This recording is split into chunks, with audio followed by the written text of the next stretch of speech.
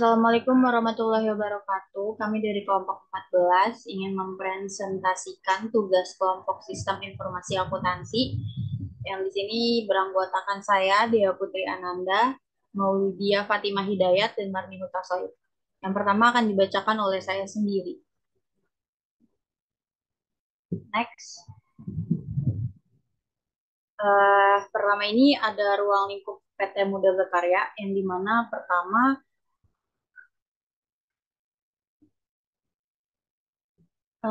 adanya pencatatan transaksi penjualan barang dagang untuk cup dan sedotan atau barang yang lainnya.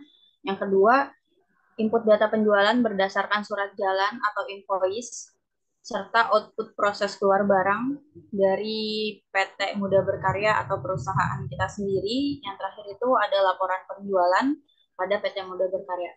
Next. Di sini itu ada struktur organisasi PT Muda Berkarya, yaitu di mana adanya komisaris, direktur, terus adanya pembina, manajer dan staf SDM, manajer operasional, staf operasional, terus di sini ada manajer pemasaran dan staf pemasaran. Lalu adanya manajer keuangan, juga stafnya. Yang terakhir ini ada manajer legal dan staf legal. Jadi organisasi atau struktur ini itu punya tugasnya masing-masing. Contohnya kayak manajer operasional itu nanti berlangsung dengan staf operasional yang dimana nanti manajer operasional ini itu mempunyai pembina seperti misalnya membimbing bagian admin sales atau kayak bagian keuangan dan yang lainnya. Next.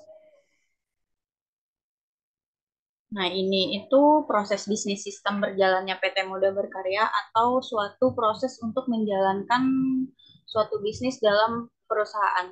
Yang pertama ini ada bagian penjualan yang dimana bagian penjualan penjualan itu yang dimaksud dengan admin sales.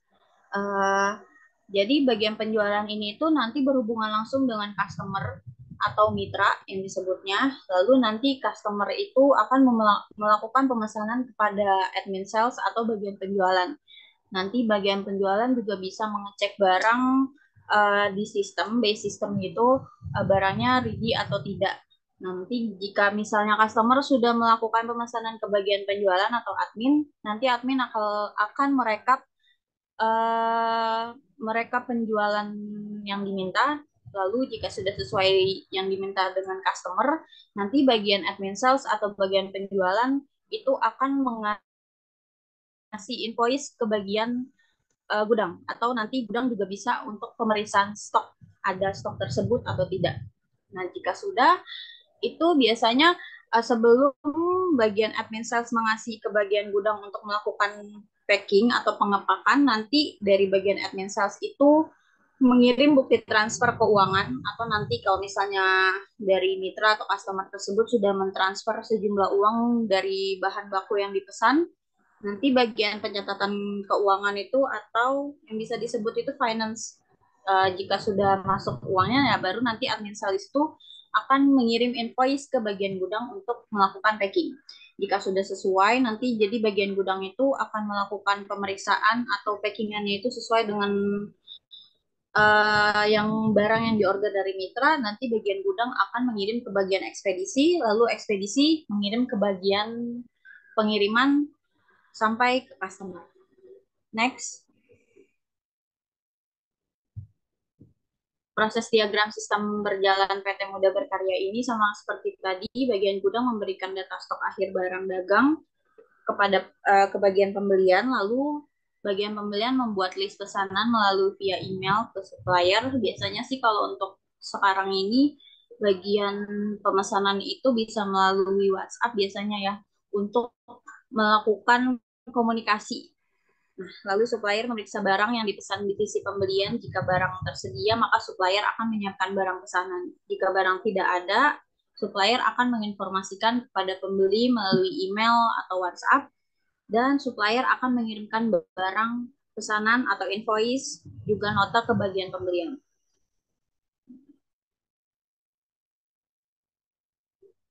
Next. Di sini ada diagram aktivitas, yaitu gudang nanti akan menginformasikan stok barang, lalu bagian pembelian atau bisa disebut mungkin admin sales itu menerima orderan atau informasi buat SPP atau yang dimaksud itu dengan invoice. Lalu nanti bagian pembuat SPP itu akan terima SPP juga, terus mengirim barang dan faktur. Di sini ada terima barang dan faktur buat SPBJ, ditandatangani oleh SPBJ, terus nanti SPBJ akan menerima. Setelah konfirmasi pembayaran, akan dilakukannya pembayaran dan diterima pembayaran oleh finance. Terus nanti finance akan membuat kwitansi, lalu kwitansinya akan diterima oleh customer. Selanjutnya akan dijelaskan oleh teman saya Lydia Fatimah Hidayat.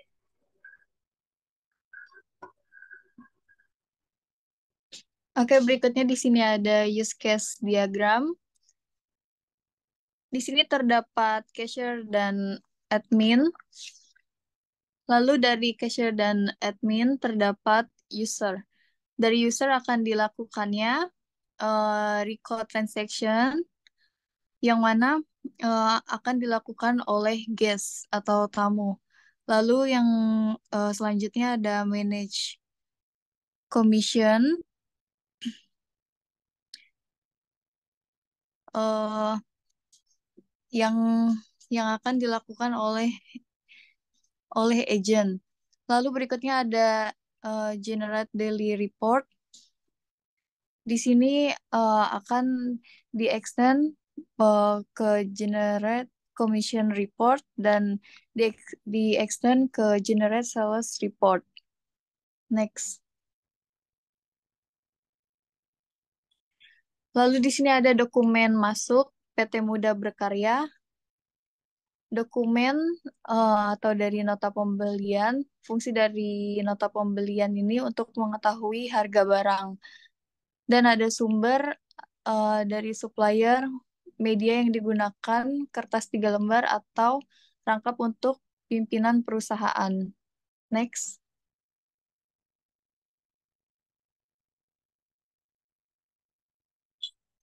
Ada dokumen keluar PT Muda Berkarya. Dokumen dari nota penjualan, fungsi dari nota penjualan ini untuk bukti penjualan barang atau dari bagian divisi penjualan. Tujuannya bukti barang yang telah terjual dan ada media, yaitu kertas 1 lembar dan bentuk lampiran eh, B.2. Next. Untuk selanjutnya akan dibacakan oleh teman saya, yaitu Marni Hutasoid. Permasalahan pokok perusahaan. Pada masukan sistem yang dibangkitkan untuk membantu menyelesaikan permasalahan terkait sistem informasi akuntansi penjualan dan penyediaan barang pada perusahaan PT Muda Berkarya. Ini menggunakan aplikasi Microsoft Office yang mumpuni untuk mencatat seluruh transaksi penjualan dan pengelompokan pencatatan transaksi penjualan sesuai dengan masing-masing pencatatan. Next.